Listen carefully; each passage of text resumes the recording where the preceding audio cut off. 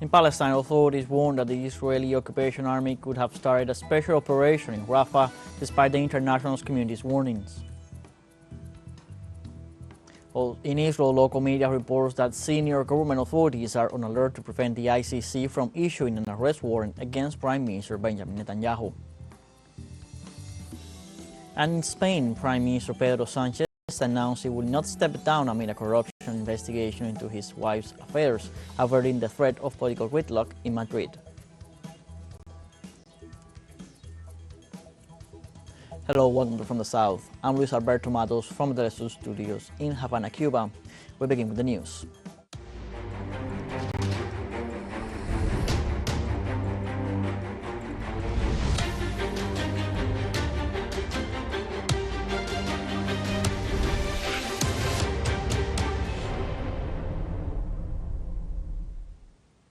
On Monday, despite the warnings of the international community and even their allies in Washington, the Palestinian authorities warned that the Israeli occupation army could have started a special operation in Rafah. In this way, local report indicated that in the last hours, more than 28 people have been killed, 9 of them members of the same family. On the other hand, the Prime Minister Benjamin Netanyahu assured after a telephone conversation with President Joe Biden that he was willing to listen to his proposals on Rafah, while Secretary of State Antony Blinken arrived on Monday in the region to discuss with leaders a possible ceasefire. Elsewhere, the Palestinian President Mahmoud Abbas warned on Sunday that the Zionist operation in Rafah was a matter of hours and urgently asked the United States to intervene to avoid a huge tragedy.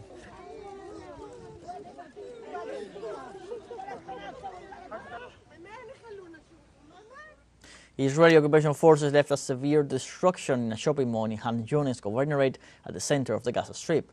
teleSUR correspondent Julia Gagasi has all the details. Me encuentro en el centro de la gobernación de I am at what used to be the downtown area of the Khan Yunis district in southern Gaza Strip, in an area called Jalal. This is the area where the largest market of this district used to be. As you can see right behind me, there is no trace of what it was. As we can see, this area has been completely destroyed. Words are not enough to describe the level destruction. Everything has been literally destroyed. This area has been bombed not just by Israeli warplanes, but by tanks as well. As we can see, there is not a single house nor building standing. Everything has been bombed, destroyed by the Israeli army. And this is just a small sample of the destruction that we can see here in Khan Yunis. Now let's move to another area of Jalal. The city has become a ghost city. As you can see afar, it's all been destroyed. As I just said, there are no buildings standing, not a single store, not a single home. Everything has been destroyed, and this area has become unlivable. No one could return here now to reside.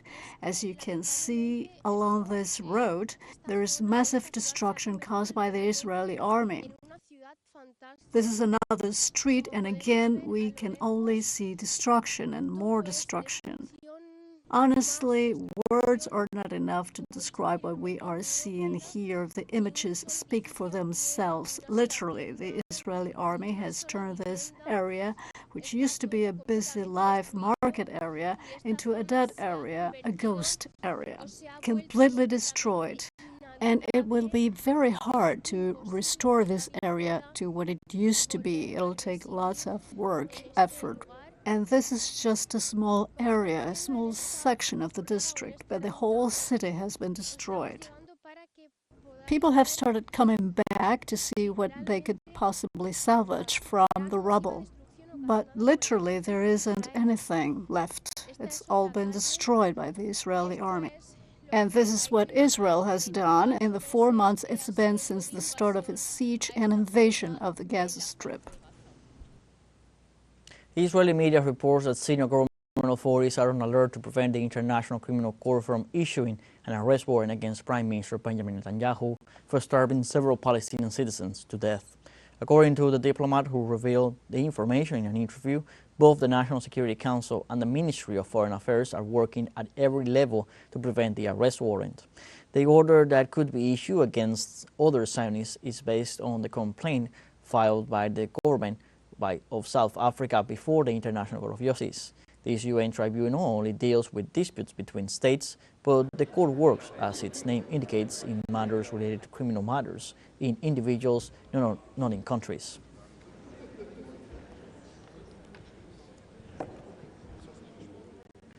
In Tunisia, people gathered outside the U.S. Embassy in solidarity with Palestine. On Sunday, across the country, Tunisians took to the streets to demand the end of the Israeli aggression against the Gaza Strip and in rejection of the injustice and persecution to which Palestinian citizens are being subjected. As part of these support demonstrations at the Tunisian International Book Fair, political activists expelled the Italian ambassador for Europe's complicity in the genocide being committed by Israel. Protesters call on the international community to take action against the Israeli occupation and stop ongoing crimes against the Palestinian people.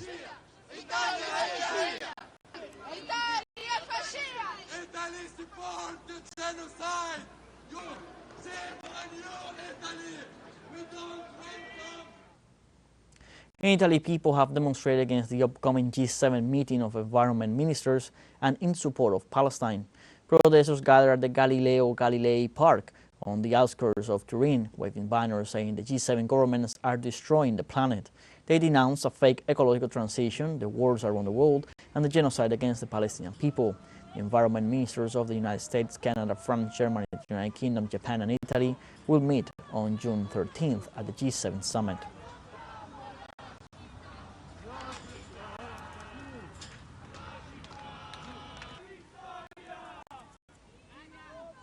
In the United States, Green Party presidential candidate Jill Stein has been arrested at a pro-Palestinian protest at Washington University in St. Louis. According to her campaign team, Stein was detained on campus Saturday along with 80 other people. Pro-Palestinian protests at universities have increased in recent days, especially after the multiple arrests and clashes with the police. Student groups say the street actions will continue as long as the aggression started by Israel on October 7, 2023 against the Palestinian people continues.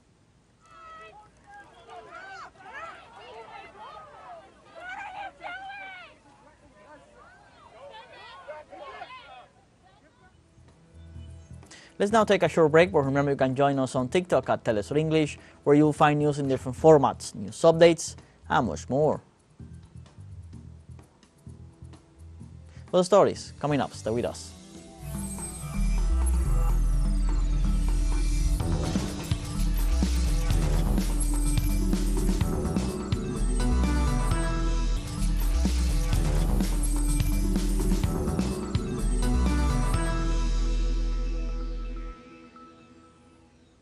Welcome back. In Spain, Prime Minister Pedro Sanchez announced that he will remain in charge of the executive after 5 days of recess. He informed the country his decision to continue in the position. Sanchez also thanked the social mobilization in defense of his rights and those of his family. The head of government reflected on the society that Spaniards aspire to and once again demanded the exercise of decency in political life.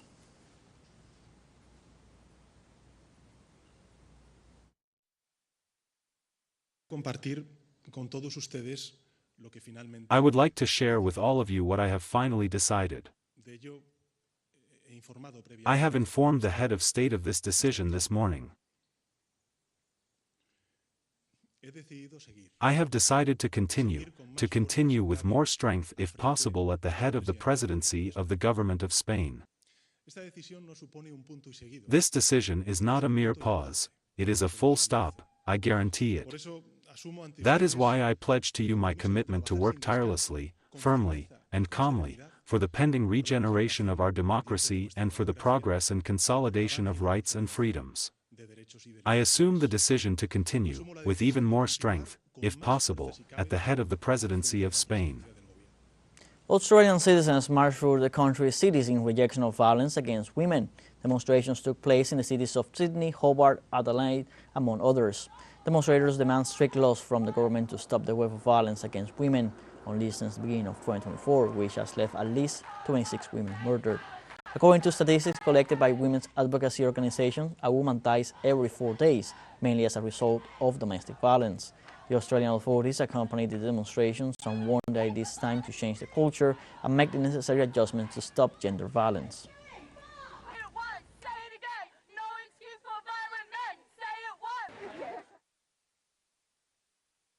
We're here today to demand that governments of all levels must do better, including my own, including every state and territory government.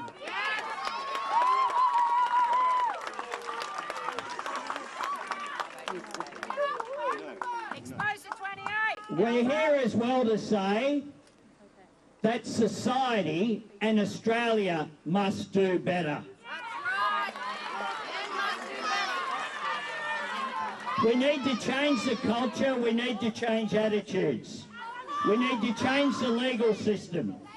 We need to change the approach by all governments.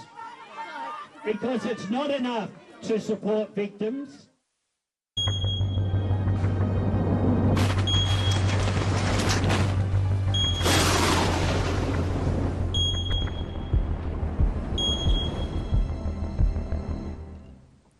The Philippine Ministry of Education announced on Sunday the suspension of school attendance due to the heat wave that is affecting the country. The measure will be implemented on Monday and Tuesday. Thermic sensation due to rising temperatures has reached 45 degrees Celsius in major cities. According to the Philippines Meteorological Agency, the situation could last until mid-May due to high humidity in the environment.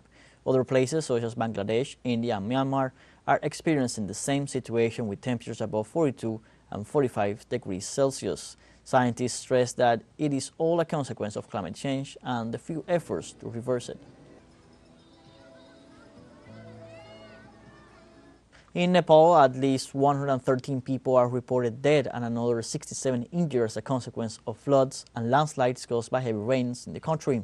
According to local authorities, the disasters caused by intense rains have affected 67 of the 77 regions in the country.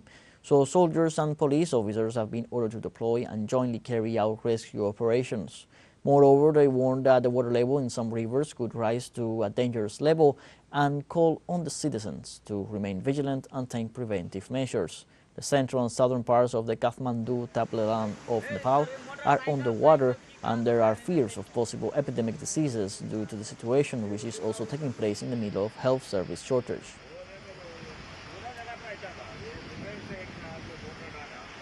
At least 5 people were killed and 33 others were injured in a strong tornado that hit the southern Chinese city of Guangzhou on Saturday afternoon. Regional authorities reported at 3 p.m. local time the tornado hit a village in the district of Baiyun. According to the Liangqiang weather station, there were strong level 3 winds. The injured were taken to the regional hospital. Among the structural damages, 141 factories were reported to be affected.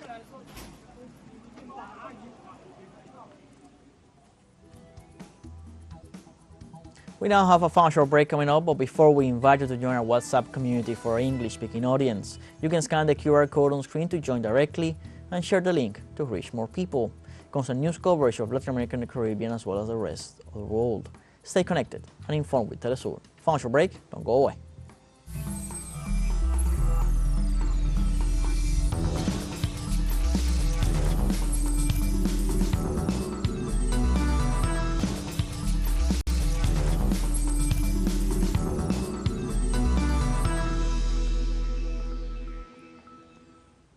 Welcome back. Chile's government declared a curfew in 3 communities of Arauco in the south of the country after the murder of 3 Carabineros police officers.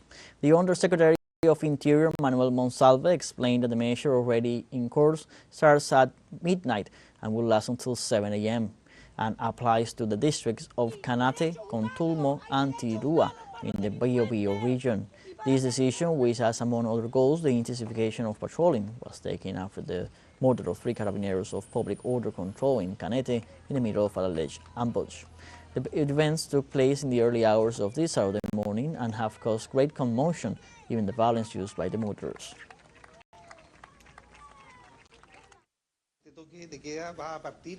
This curfew goes from midnight to 7 a.m. The purpose of implementing the curfew obeys basically to 2 tasks that seem essential to us. One of the main objectives is to enable the investigation being carried out, which is crucial to be able to identify those responsible, arrest them and punish them. Argentina's former president Cristina Fernández denounced the government of Javier Milei for the implementation of neoliberal measures against the people.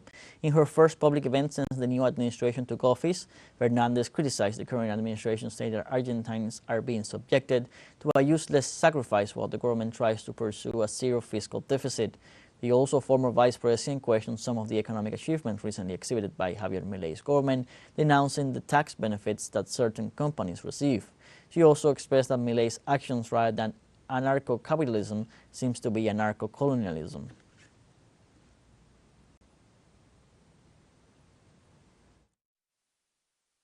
¿Qué es entonces el anarcocapitalismo? Y ahora acá. What is anarcho-capitalism then? And now here, I think there is a clue in the president's speech in the national chain on Monday. He said on Monday that recovery and growth will come from four sectors: oil, gas, mining, and the countryside, that is, agriculture, a sector that has a growth, as I have just pointed out, in a dead cow, but, as it is developed in our country, he foreshadows an economy of an extractivist nature, meaning to take all the natural resources, without added value, without technology, without industrialization. That is, pre-capitalist, because it reminds me of Viceroyalty Argentina of Rio de la Plata, where all the riches were taken and nothing was left. So more than anarcho-capitalism, it sounds to me like anarcho-colonialism. Cristina Fernandez rejected comments by President Javier Milei about indoctrination in public schools.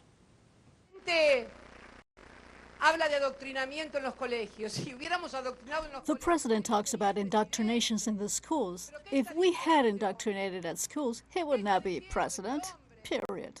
So what is this man saying? What is he talking about? In fact, I dare to say that if we had a public primary and secondary education like the one I had, I remember the names of the 6 or 7 teachers I had on first grade, on upper first, on second, all of them. I had one teacher per year, just one.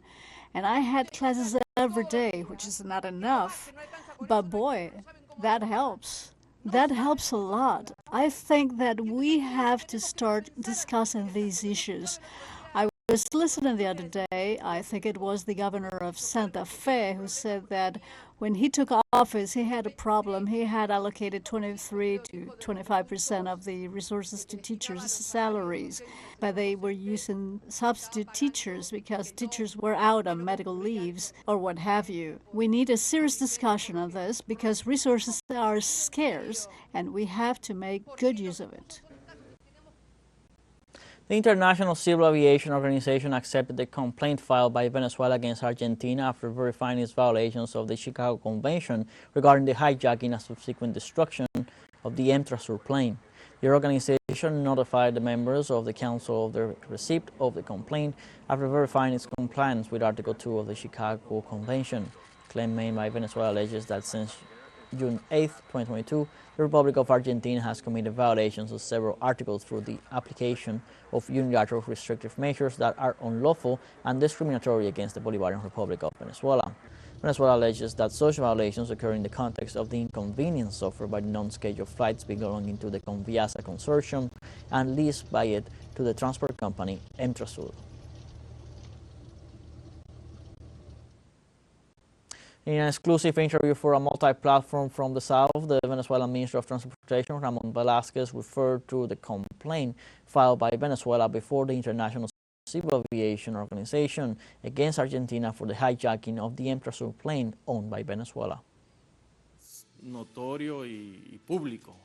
It is notorious and public that there has been a violation of all international regulations and bilateral agreements signed by Argentina and Venezuela as signatory members of the ICAO. We are members of the 193 countries belonging to the ICAO since 1944, and now, it is of great importance what Venezuela is promoting through this demand, which has reached the ICAO consensus, as a mechanism to evaluate all the conditions generated, all the transgressions that consensus that these conducts cannot be repeated, since they violate international law and even violate the sovereignty of states.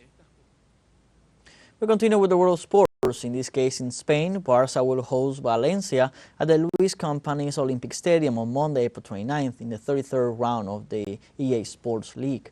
Barcelona train on the eve of their La Liga match against Valencia, with coach Xavi Hernández saying that the club's goal is to finish second after Real Madrid extended their lead at the top of the table to 14 points with a win over Real Sociedad on Friday.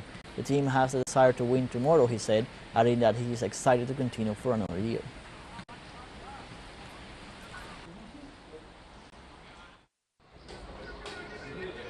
The team has the desire to win tomorrow, the desire to finish the season well. To finish with a good feeling, and this is the main objective. I see the team doing very well.